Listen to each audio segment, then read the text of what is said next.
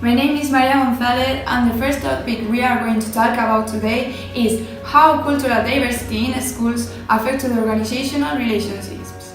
For that, we talked to an expert on this area. Well, cultural diversity affects in first place the students from other cultures because sometimes they don't understand the same content in other ways, so it confuses them. It leads to an individualized attention from the teacher, but with some limitations because there are more students in the class. Some of them get disinterested because they have learning problems also outside the classroom and they don't have the same learning resources.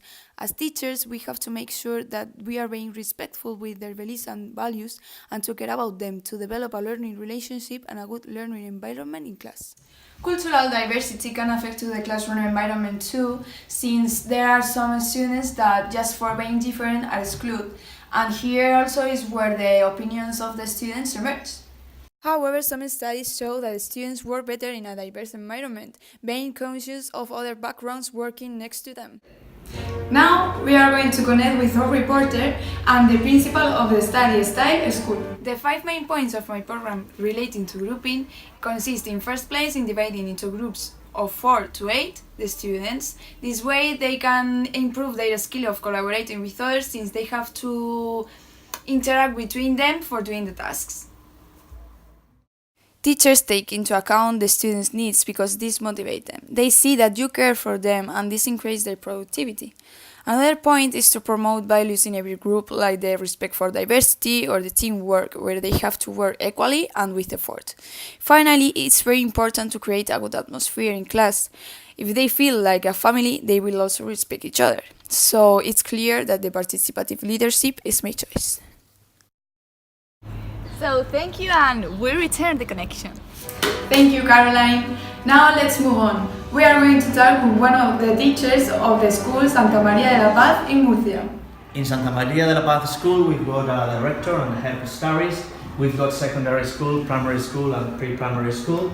But if we speak about primary school, we are 25 teachers. We've got 2 teachers who help with children with special needs.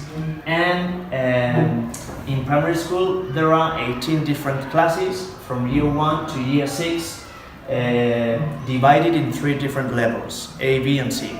Also, we've got a professional who helps with children and families because families needs assessment. Nowadays there are different problems related to learning or behavior, so they need help from a professional. There are more or less 30 students per class. This means that the relation teacher-student is less individualized. They evaluate children, dividing them in groups and in an individual way. This helps the teacher with their learning relationship. Lastly, I'm going to show you an advance of the new TV program Get the A. An IM because from my point of view I acquired the main knowledge of the subject and also I work very hard for it.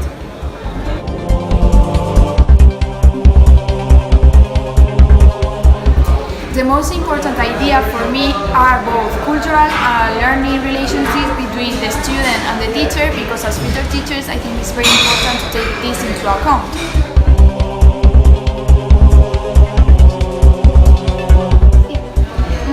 Maybe the idea of being really conscious about all the organizational structure in schools because when I was at primary school I didn't realize all the people and the factors that they have to take into account. I have learned that it is very difficult to summarize all these questions in such a short limit of time, but it helped me to have more clear the content of the subject. Once you get the 9, now it's up to the teacher. That's all for today. If you saw today's program, tag us with the hashtag OD1819 in Twitter or Instagram. Bye!